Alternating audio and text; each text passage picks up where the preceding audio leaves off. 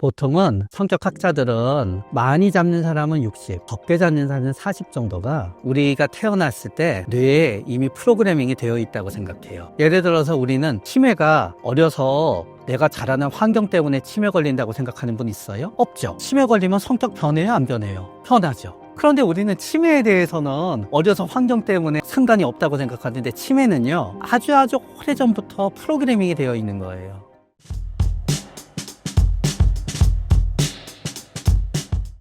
어린 시절의 환경이 성격에 미치는 영향은 무엇인가요? 사실은 어린 시절의 환경이 극단적으로 성격에 영향을 많이 미치는 건요, 행복한 가정, 화목한 가정이 아니라요, 학대하는 가정이에요. 어려서 몇 년 동안 매일 맞고, 욕먹고, 굶고, 매일 죽을지 모른다고 생각하면서 살면은요, 어른이 되어서도 행복하기가 참 어려워요. 그러나 이런 경우를 제외하잖아요. 사실은 미치는 영향은 그렇게 100%가 아니에요. 보통은 성격학자들은 많이 잡는 사람은 60, 적게 잡는 사람은 40 정도가 우리가 태어났을 때 뇌에 이미 프로그래밍이 되어 있다고 생각해요. 프로그래밍이라고 얘기하는 거는 이런 거예요. 예를 들어서 우리는 치매 하게 되면은, 치매는 결국은 치매가 어려서 내가 자라는 환경 때문에 치매 걸린다고 생각하는 분 있어요? 없죠.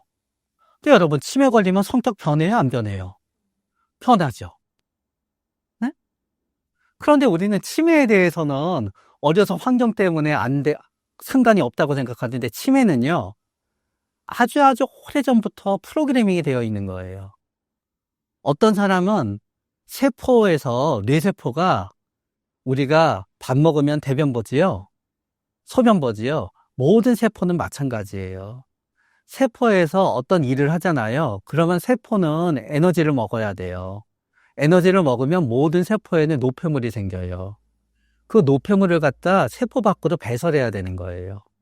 근데 뇌세포가 노폐물을 잘 배설 못 하잖아요. 그게 쌓여서 뇌의 기능을 망가뜨리는 거예요. 어려서부터 프로그래밍이 되어 있는 거죠.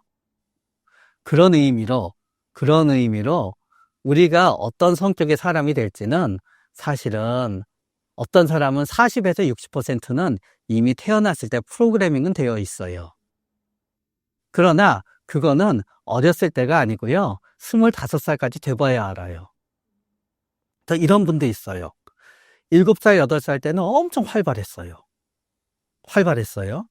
그러나 그분이 내향성이 될 수 있는 겁이 많고 낯서은 욕이 있었던 거예요. 그런데 활발한 게 점점 줄어들어요. 대부분 중학교 2학년 때쯤 줄어들어요. 줄어들면은 나의 내향적인 게 위로 올라오는 거예요. 그러면은 성인이 되어서는 25세쯤 됐을 때는요, 어렸을 때 엄청 활발했는데 내향적인 성격으로 바뀌어져 있어요. 그럼 그런 분들이 어떻게 오해하냐 하면은요, 자존감이 낮아졌대요. 자존감이 낮아진 게 아니에요. 말 많이 한다고 자존감이 높고요, 말 적게 한다고 자존감이 낮은 게 아니에요. 말 많이 하는 분들도 얘기 들어보면은 굉장히 자존감 낮아요. 그래서 사실은 본인은 자존감이 낮아져 있는 게 아니라 말만 좀 줄어든 건데 자존감이 낮아졌다고 착각하세요. 아주 어렸을 때는 막 여기저기 본인이 활발했다고 기억하거든요. 근데 미안하지만 옆에서는 나댔다고 기억해요. 그래서 주위에서는 나대지 않게 됐으니까 차분해졌다고 하거든요. 어떤 분은 본인이 자존감이 낮아졌다고 착각해요. 근데 생각해 보잖아요. 어렸을 때는 나대서 맨날 야단 맞았거든요. 야단 안 맞으면 지금이 자존감이 더 높게 유지가 될 수도 있지요. 그래서 이게 25세 정도가 돼봐야 돼요. 반대인 분도 있어요. 어렸을 때는 비현실적으로 겁이 많아서 위축되어 지냈어요. 그런데 중학교 한 3학년쯤 되니까 겁이 줄어들어요. 그러니까 이분은 활발한 게 드러나요. 그러니까 대강 프로그래밍이 되어 있는 거예요. 프로그래밍이. 그런데 어렸을 때 환경 중에서 의외로 우리한테 영향을 많이 주는 거는 다른 요소들이에요. 김연아 님이 만약에 피겨스케이팅을 만나지 못하게 됐으면 어땠을까요? 올림픽 금메달리스트라는 거는 김연아님의 자존감에 있어서 평생을 유지하는 자존감의 원천이 되셨을 거예요. 그러나 만약에 김연아님이 운동을 반대하는 집에 태어났으면 어떻게 되셨을까요? 응? 자, 자존감이 엄청난 요소를 구성하게 되는 거지요. 네? 또 어렸을 때 만약에 우리 아버지가 국회의원에 무슨 굉장히 괜찮은 회장님이셨어요. 내가 성인이 됐을 땐 쫄딱 망했어요. 그러나 환경과 관계없이 우리 집은 그런 집이었어. 내 자존감에 어떤 영향을 줄까요? 엄청난 영향을 주지요. 네? 그렇기 때문에 내가 어려서부터 굉장히 내가 잘할 수 있는 것을 선택할 수 있는 환경. 굉장히 어려서부터 내가 굉장히 자랑스러움을 지닐 수 있는 환경은요. 나중에 나이가 들어서도 내 성격 요소 중에 긍정적인 요소를 조금씩 더 강화해요. 그래서 아까 제가 굉장히 활발하다가 굉장히 조용해지는 분들 중에서 만약에 중고등학교 때 따돌림을 받았다. 우연히 굉장히 나쁜 애들이 옆에 있었던 거예요. 그럼 그분들은 본인의 침착해짐을 어떻게 받아들이냐 하면은요. 내가 그때 따돌림 받으면서 상처를 받아서 내 성격이 바뀌었어 라고 얘기해요. 그러면서 자신의 바뀐 성격을 별로 좋아하지 않으면서 지내게 되세요. 그러나 그런 게 하나도 없었어요. 어렸을 때 내가 침착해지니까 온 주위에서 너 철들었다고 칭찬받았어요. 그러면서 성적도 올라갔어요. 그럼 그분은 자신의 성격을 소극적이 되었다라고 생각하지 않는 거예요. 그래서 어려서의 환경은 내가 내 성격을 어떻게 받아들이냐에 굉장히 영향을 줘요. 그러나 극도의 학대를 받지 않는 이상은 그거 자체가 내 성격을 구성하는 데 주는 영향은 제한적이에요. 그러나 내 성격의 변화를 어떻게 해석하느냐, 현재의 내 성격을 좋아하냐 싫어하냐는 일정 부분 나의 살아온 가정이 굉장히 영향을 주는데 오히려 거기에 있어서는 부모의 양육 태도보다는 어려서부터 이어져온 특히 사춘기 기간 동안에 있었던 나의 경험이 나의 기억으로 이거를 어떻게 받아들이냐에 굉장히 영향을 줘요. 사랑받지 못한 어른들의 특징은 무엇인가요? 그 사랑을 받지 못함이 학대를 받았냐 아니냐에 따라 달라지게 되는 거예요. 엄청난 학대를 받았다. 있어서는 안 되는 일이지만 어려서 반복적인 성추행을 당했다. 성폭력을 당했다. 성격 자체를 떠나서요. 굉장히 삶을 불행하게 만들어요. 그렇기 때문에 학대와 폭력과 진짜 심한 방치. 그러니까 맨날 집에 혼자 있기는 했으나 텔레비도 있고 유튜브도 있고 먹을 것도 너무 많았다는 아닌 거예요. 진짜 가난하고 힘들고 외로운데 진짜 조그만 빈집에 난방도 안 되고 진짜 처절한 가난의 기억. 처절한 가난의 기억의 문제가 아니라 그 처절한 가난의 기억이 학대랑 연결된 기억. 그거는 기억의 문제가 아니라 그런 것들은 영향을 줘요. 그러나 그 영향이 이 사람을 착한 사람으로 만드냐, 이 사람을 못된 사람으로 만드냐가 아니라 불행하게 만들어요. 그래서 착한 사람도 이런 환경에서 자라잖아요. 내가 착하다는 게 하나도 자랑스럽지가 않아요. 맨날 내가 이용당하는 것 같아요. 겁이 많은 사람도 좋은 환경에서 자라잖아요. 나는 조심성이 많은 사람이라고 생각해요. 이런 환경에서 자라잖아요. 난 맨날 멘탈이 약해서 무너졌다고 생각해요. 그러나 이 수준이 아니면 조금 달라져요. 이 수준이 아니면 조금은 달라져요. 조금은 상대적인 부분이 생기게 되는 거예요. 예를 들어서 어떤 사람이 아버지가 술은 많이 먹지만 학대하는 정도는 아니었어요. 술 먹는 아버지가 너무너무 싫었어요. 그러면 어떤 사람들은 반대로요. 나이가 들어서 술을 하나도 안 먹는 사람도 있어요. 영향을 준 거지요. 그러나 어떤 사람은 또 맨날 술 먹는 부모님 봤는데 술 먹잖아요. 사람들이 그래요. 너 맨날 술 먹는 부모님만 봐서 닮아서 너 이렇다고. 자, 똑같은 게 반대로 가지요. 어떤 사람이 어렸을 때 굉장히 가난했어요. 나이 들어서도 알뜰해요. 어렸을 때 가난하고 힘들었으니까 알뜰한 사람이 됐다 그래요. 어떤 사람이 어렸을 때 굉장히 가난했어요. 나이 들어서 호황방탕하게 살아요. 어렸을 때 너무 가난해서 심리적 보상을 받고 싶어서 저 충동을 이기지 못한다 그래요. 어렸을 때 엄청 사랑받고 자란 사람인데요. 나이가 들어서 오만해요.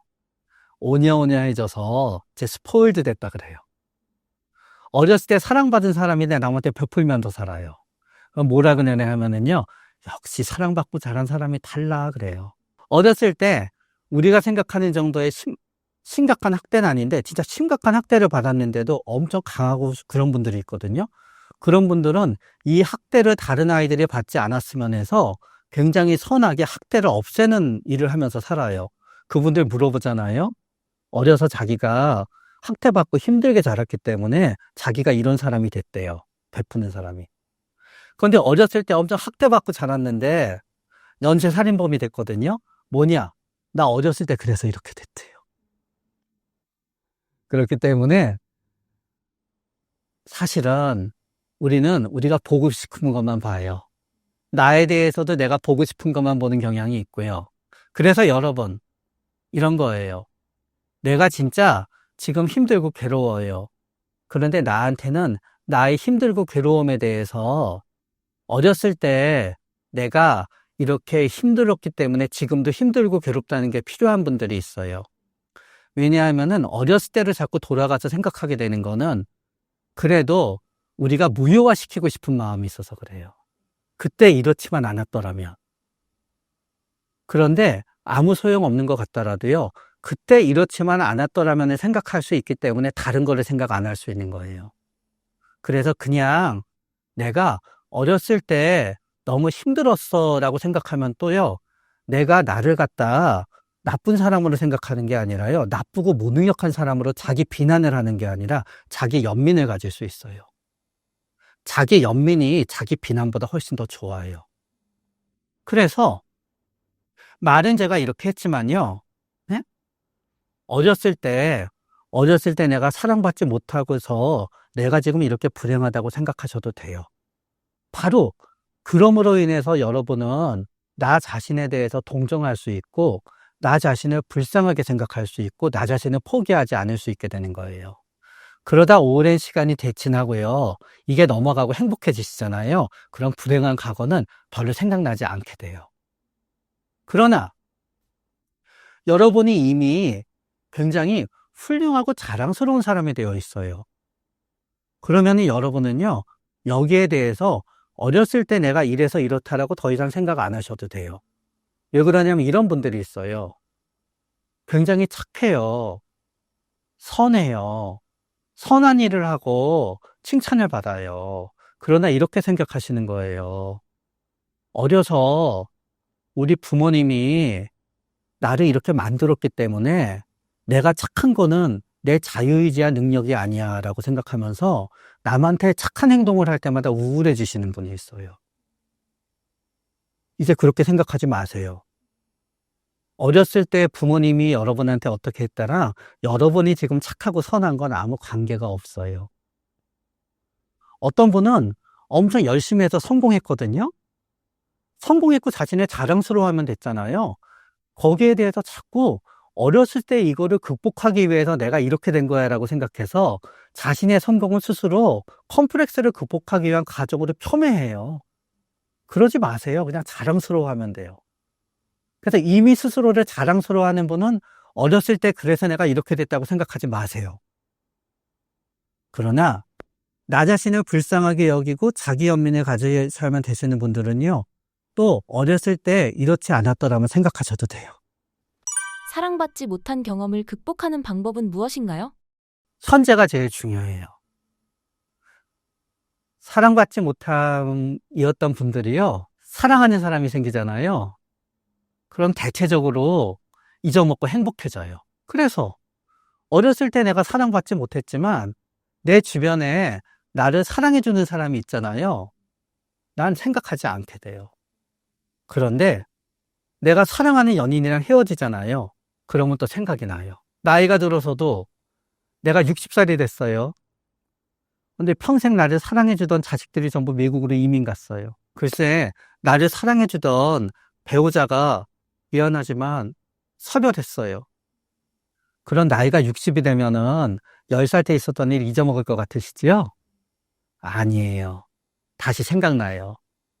그래서 나이가 90인 부모님한테 가서 따져요. 왜 그랬어? 부모님, 80년 전 일인데. 아니야, 엄마. 난 지금도 머리에 또렷하게 기억이 남아서 지워지지 않아. 얘야, 진짜 미안하다. 엄마가 치매 직전이어서 다 잊어먹었어. 그래서 여러분, 천재가 과거에 영향을 주는 거예요. 그래서 여러분, 유명한 실험이 있어요. 이거는 아마 이 방송을 보시는 분들도 다른 심리 유튜브에서 보신 얘기예요. 그래서 제가 세부를 다르게 얘기해서 제가 실수했으면은 용서해 주세요. 그러나 제가 실수했다는 것 자체가요, 천재가 과거를 지배한다는 증거예요. 어떤 아이가 미국에 있었던 실험인데요. 어떤 사람이 어려서 디즈니랜드에 간 적이 없었어요. 근데 온 가족이 사진도 만들고 그래서 그 사람한테 디즈니랜드에 갔다 그랬어요. 시간이 지나니까 그 사람이 디즈니랜드에 갔다고 믿었어요. 믿는 데서 끝나지 않았어요. 엄마, 디즈니랜드에 가서 내가 길을 잊어먹어서 우리가 이렇게 찾으면서 헤매고 다녔잖아 라고 없는 기억까지 만들어냈어요. 또 이런 유명한 얘기도 있어요. 이거는 어빙이 알롬이라는 사람의 책에 그 사람이 상담한 환자분에 대해서 얘기한 거예요. 어떤 분이 있었는데 꿈을 꿨대요. 그런데 어려서 이 사람이 진짜 아버지가 맨날 학교에 데려다 줬대요. 그러면 달이었는지 뚝을 쫙 지나게 되는 거예요. 아빠 입장에서는 오른쪽 물이 보이지요. 딸 입장에서는 왼쪽 물이 보이지요. 항상 자기는 왼쪽 물을 보면서 어두컴컴하고 지저분하다고 생각하면서 다녔었대요. 근데 꿈에서 자기가 오른쪽에 있고 아빠가 왼쪽에 있게 됐더래요. 오른쪽 물을 보니까 너무너무 맑고 아름답더래요. 그래서 생각했대요. 아, 아빠가 맨날 물이 너무 맑고 아름답다고 한 게 진짜였구나. 나는 가짜였다고 생각했는데 내 눈에는 이렇게 보였으니까 라고 꿈에서 깨어나서 엉엉 울었대요, 여러분. 이런 거예요. 그렇기 때문에 여러분, 결국은 과거의 트라우마를 극복하는 건요, 사랑받지 못함의 트라우마를 극복하는 거는 현재 사랑받음이에요. 그래서 여러분을 사랑하고 아껴주는 사람들이 여러분 주위에 많아야 돼요. 그러기 위해서 노력하시면 돼요. 신사임당 시청자분들을 위한 한마디 부탁드릴게요. 항상 드리는 말씀인데 또 저 얘기를 하는구나 해도 괜찮습니다. 여러분, 여러분들과 똑같은 집에서 태어나서 여러분들과 똑같은 부모를 만나서 여러분들과 똑같은 일을 하고 있고 똑같이 자랐잖아요. 여러분들보다도 잘할 수가 없습니다. 최명기가 여러분들과 똑같은 집에서 태어나서 똑같은 집에서 자라서 똑같은 상황에 있잖아요. 최명기는 아마 여러분들과 똑같게 하거나 더 못할 겁니다. 그렇기 때문에 내가 항상 최선을 다하고 내가 최선의 결정을 다하고 있다고 믿으면서 살면 됩니다. 과거 역시 마찬가지입니다. 여러분들은 과거의 어떤 결정에 있어서 가끔 생각하게 될 겁니다. 그때 이러지 않았더라면. 그러나 이건 굉장히 좋은 일이에요. 여러분이 지금 강해졌기 때문에 지금의 모습으로 그때 가면 그러지 않았었을 것 같은 거예요. 그러나 약했을 때의 여러분은요, 최선을 다해서 최선의 선택을 했었던 거예요. 그렇기 때문에 스스로를 믿고 강하게 사시면 됩니다. 감사합니다. 정신건강의학과 의사 최명기였습니다.